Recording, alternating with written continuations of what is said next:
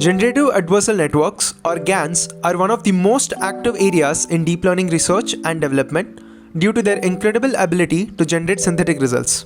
But what is GANs and how does it work? For that, let's have a look at the basic intuition behind its working. GANs are made up of two models that have been trained simultaneously.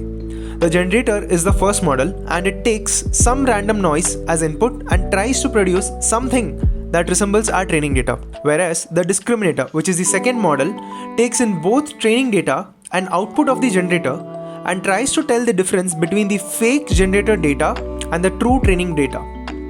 The fact that these models are trained concurrently is what makes this framework unique. This learning is passed on to the generator as the discriminator improves at recognizing fake images and the generator improves at making fake images, thus making the GANs model robust in generating synthetic results. So let's start building a basic GAN architecture from scratch. The first step is to define the discriminator model. Since we are using the MNIST hand-digit dataset, therefore we will be having a 28x28 as the input shape for the images. Let the discriminator model have two convolutional layers with 64 filters each and a small kernel size of 3, along with a stride of 2. Let's not have any pooling layers in this case.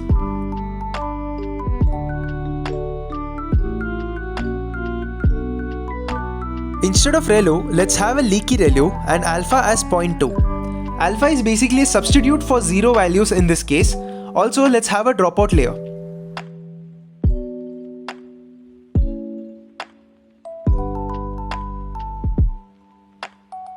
It should have a single node in the output layer with the sigmoid activation function to predict whether the input sample is real or fake.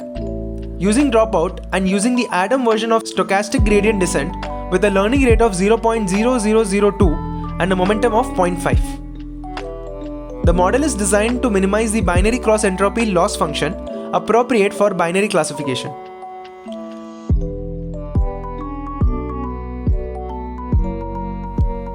Now let's start with the generator design. As we saw the pattern in the discriminator, the generator will have a similar pattern, but here it will be in reverse.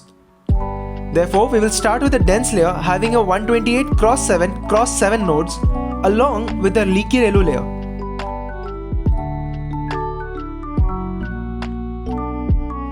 We will reshape the output over here in order to upsample it to 14x14 dimension. Then we will have a 128 filters with a kernel size of 4 and strides of 2. As designed earlier, we will have a leaky ReLU layer and then upsample it to 28x28 dimension. Then we will repeat the same process. Finally, a sigmoid activation is used to ensure output values are in the desired range of 0,1.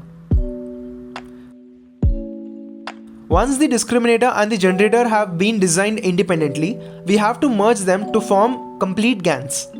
The define GAN function below takes as arguments the already defined generator and discriminator models and create the new logical third model subsuming these two modules. The weight in the discriminator are marked as not trainable, which only affects the weights as seen by the GAN model and not the standalone discriminator model. The GAN model then uses the same binary cross entropy loss function as the discriminator and the efficient Adam gradient descent with the learning rate of 0.002 and the momentum of 0.5, which is usually recommended when training deep convolutional GANs. Okay, now the GANs model is ready as per the discussed architecture. Let's train the model on the MNIST handwritten digit dataset, but before that we would need a few helper functions to generate the dataset and visualize the results. We could systematically enumerate all samples in the training dataset, and that is a good approach, but good training via gradient descent requires that the training dataset be shuffled prior to each epoch. Therefore, a simpler approach is to select random sample of images from the training dataset. Hence, the generate real samples will fetch random images along with its class.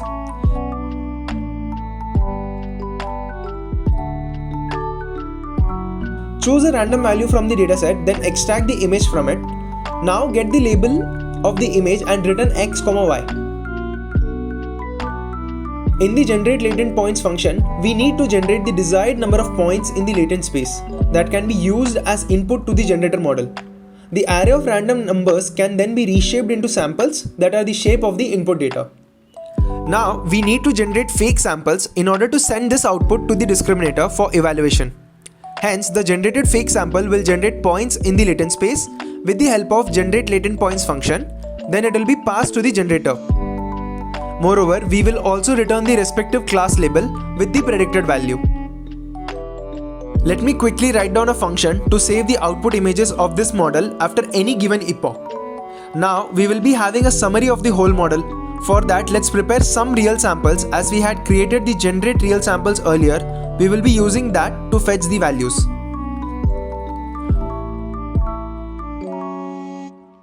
For this image, we have to evaluate the output of the discriminator.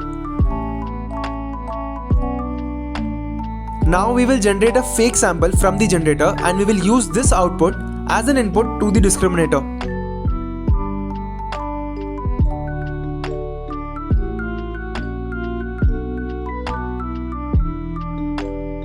Therefore, printing the accuracy value in order to check the performance of the model.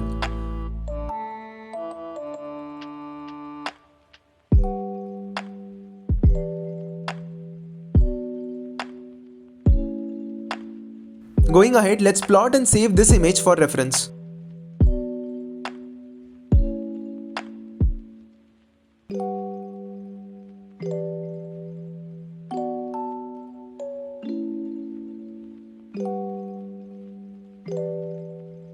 The final step is to build the training of this model.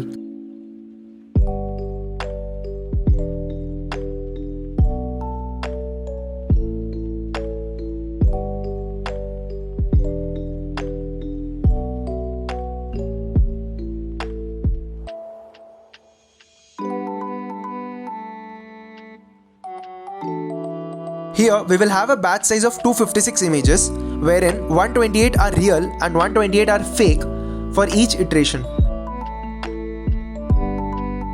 Let's manually iterate through the epochs, and per batch we need to follow a set of operations similar to what we had written in the summarize performance module. First we will generate real samples, then we will generate fake samples.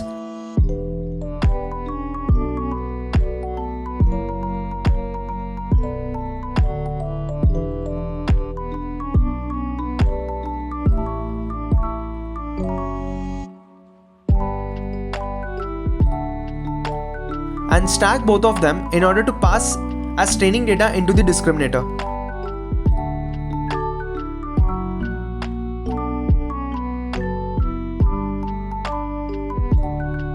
Constantly we will update the discriminator model weights, then prepare points in the latent space as input for the generator.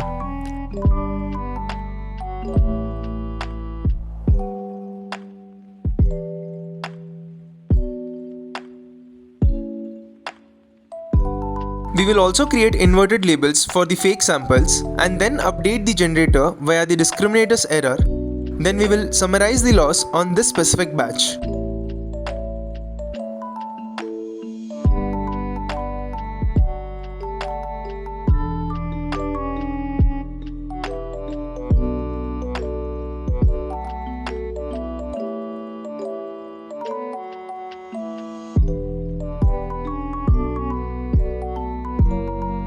Finally, as a part of evaluation, we will call the summarize performance to check the values on certain intervals. To start the training, let's initialize the latent dimension as 100 and define the discriminator model and generator model.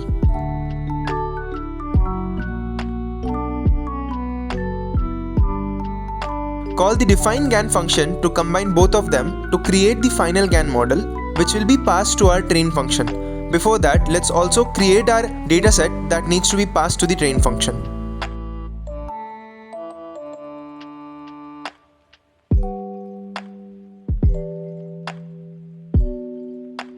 Let us wait for the model to train and check the results once done.